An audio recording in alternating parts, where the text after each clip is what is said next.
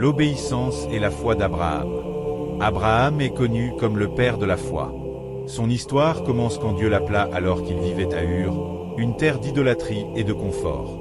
Dieu lui dit de quitter son pays, sa famille et la maison de son père, pour aller vers un pays qu'il lui montrerait. Abraham n'avait pas encore vu la promesse, il n'avait aucune carte, aucun plan, mais il obéit.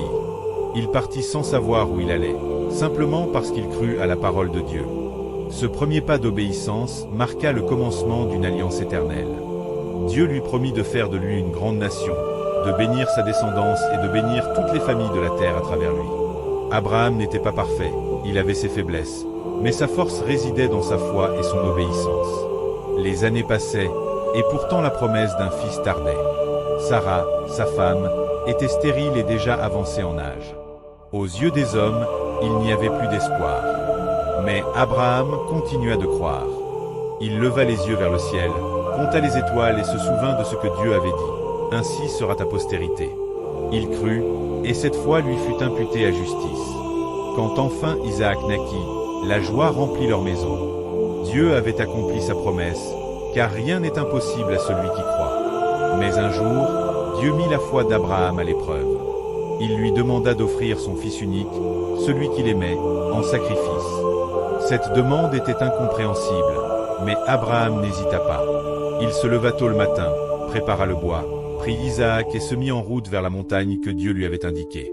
Arrivé au sommet, il bâtit un autel, lia Isaac et leva le couteau. Ce geste était l'expression d'une foi totale, une obéissance sans réserve. Il croyait que même si Isaac mourait, Dieu était capable de le ressusciter, car il ne peut mentir. Au moment où il allait frapper, Dieu l'arrêta et lui dit de ne pas toucher à l'enfant. Alors, Abraham leva les yeux et vit un bélier retenu dans un buisson. Il l'offrit à la place de son fils. Ce jour-là, Dieu confirma son alliance et dit qu'à cause de cette obéissance, toutes les nations de la terre seraient bénies par sa descendance. Abraham appela ce lieu Jéhovah-Jireh, ce qui signifie « Le Seigneur pourvoira ». L'histoire d'Abraham nous enseigne que la foi véritable ne se limite pas à croire en Dieu quand tout est facile. Elle consiste à lui faire confiance même quand rien ne semble logique. L'obéissance d'Abraham prouve que la foi sans acte n'est pas complète. Il a marché, il a attendu, il a obéi, et Dieu a fait éclater sa gloire dans sa vie.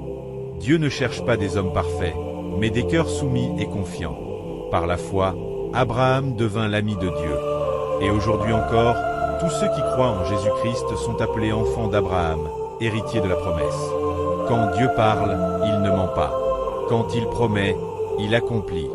L'obéissance attire la bénédiction, et la foi ouvre la porte au miracle.